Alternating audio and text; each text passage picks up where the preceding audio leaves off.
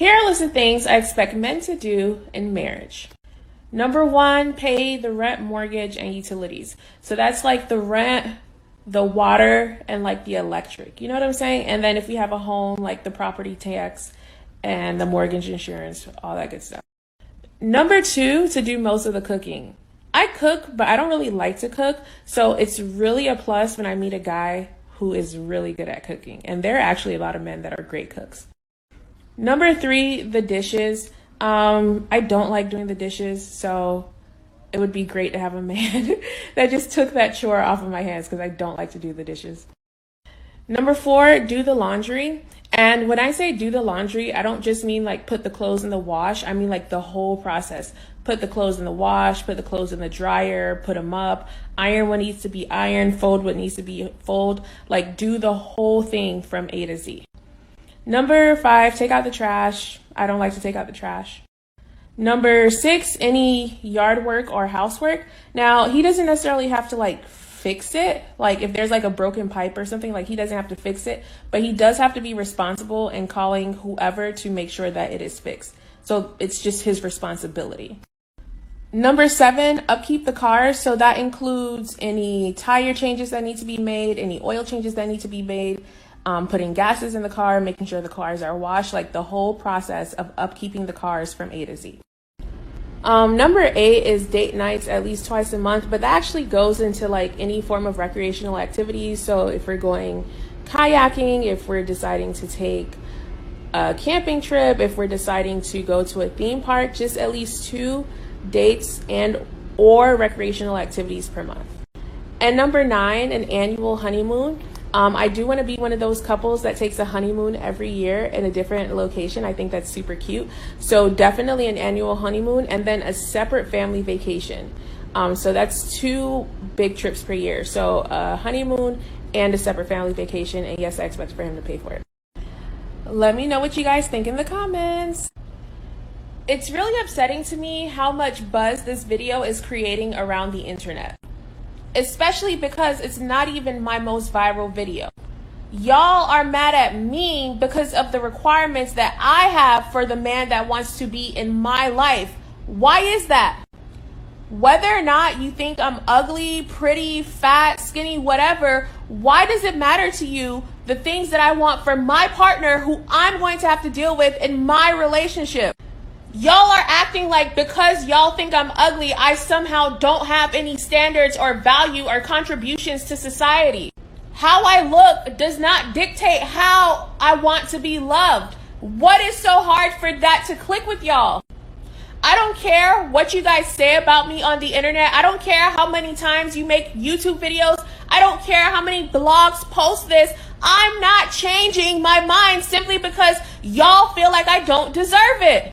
What really pisses me off is that I make so much content on social issues, and this is the stuff that y'all want to share. This is the stuff that the blogs want to post. Why?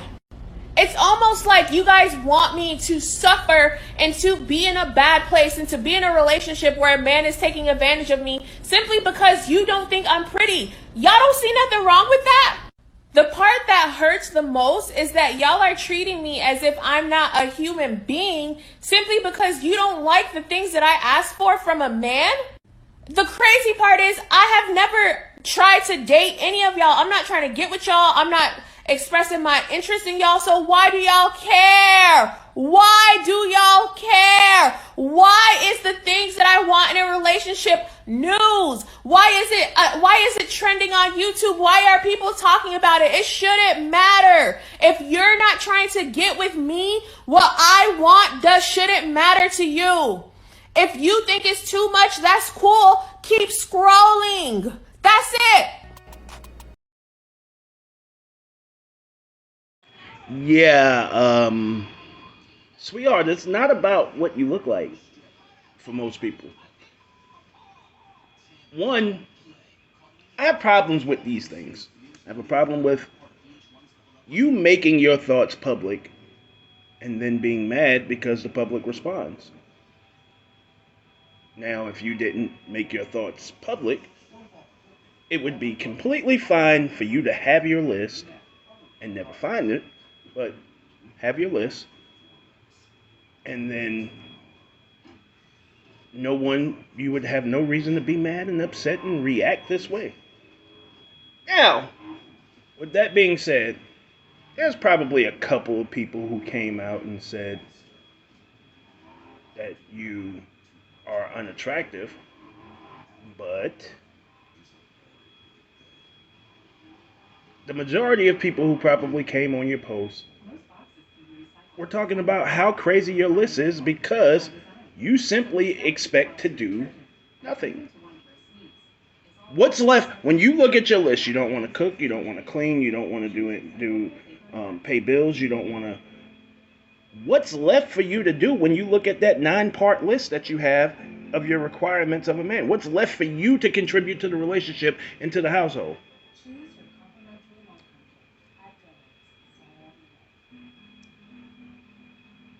You didn't say a trip, a getaway. You said a honeymoon every year. Anyway, sometimes it's not just about you. All right? Sometimes it's not about what you look like. But when people say things, you want to attach the worst thing you could see to everyone who responded on the post, and it's because you think I'm unattractive, and why do you care? And why do you care to put it out there? And it's not because you are unattractive. Your list is ridiculous, whether it's coming from a beautiful woman or an ugly woman. And I'm not calling you ugly. That's not what I'm saying. But what I'm saying is, the list is just ridiculous. So please understand, young lady, that relationships are supposed to be beneficial to both parties involved. Right? Period, point blank.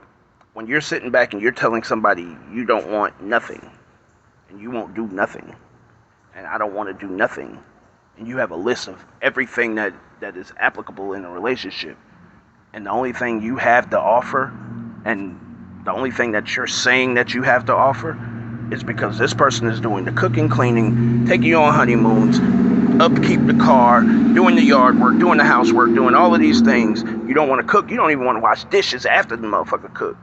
But you damn sure want to eat.